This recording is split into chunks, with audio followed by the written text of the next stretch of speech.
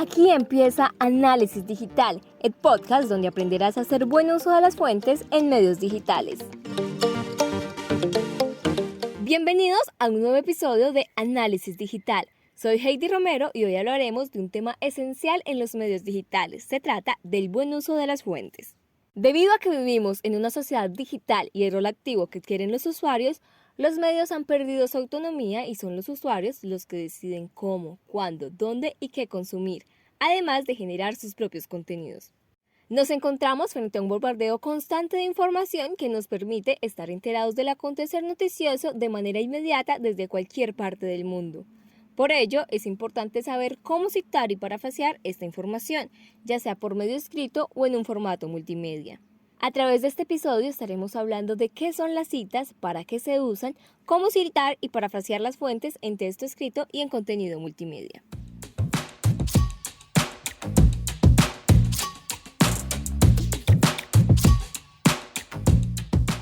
Las citas son la referencia directa o indirecta que hacemos de los datos que encontramos en las fuentes de información primarias, secundarias, terciarias y especializadas, como los documentos, testimonios, videos, imágenes, textos y publicaciones. Al citar estas fuentes, les damos a los autores el crédito por su trabajo y respetamos su derecho de autor. Según la Universidad de Palermo, las citas son de suma importancia puesto que le otorgan credibilidad y un respaldo a la información que transmitimos, lo que lo hace verificable, ya que el usuario puede ir y buscar los datos que se le están brindando para comprobar lo dicho y así ampliar la información.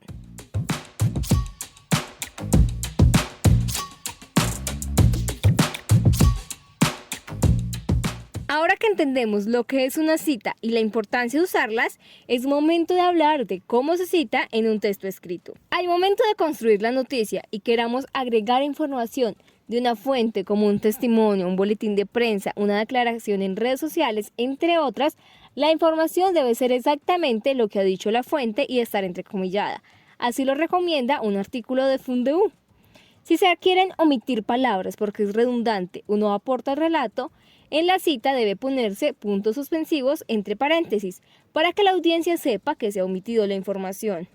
Al final de la cita se debe mencionar el autor. Por lo general se suele emplear verbos como afirmó o indicó y se dice el nombre de la fuente, como por ejemplo indicó el mandatario.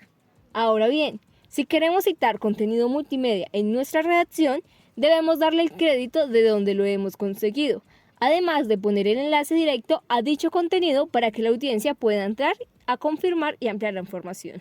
Es importante que verifiquemos que este enlace esté funcionando y no esté roto. Además, es importante que antes de poner cualquier cita, se contextualice al lector para que tenga una idea de lo que se está hablando. Ahora nos centraremos en cómo emplear las citas en contenidos multimedia como videos y podcasts. Al igual que en los contenidos escritos, primero se debe dar un contexto al lector de la fuente a emplear. En los contenidos multimedia se cita verbalmente la fuente. En el caso de los videos se pone la imagen, el fragmento del audio o del video y en texto se escribe de dónde fue tomado. En este tipo de casos la cita es directa y textual porque es el contenido original el que se está presentando. En el podcast se emplean fragmentos de otros audios y se le da voz a las declaraciones escritas, siempre diciendo de dónde se tomó y quién lo dijo.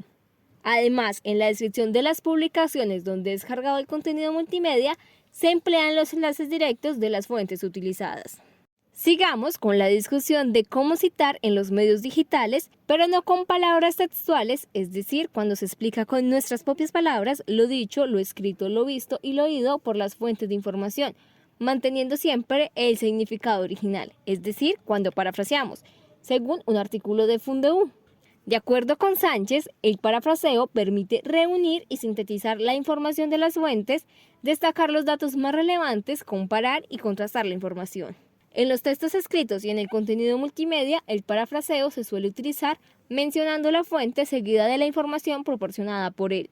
En el podcast se parafrasea al describir lo sucedido en un video, pues se cuenta con nuestras propias palabras qué sucedió.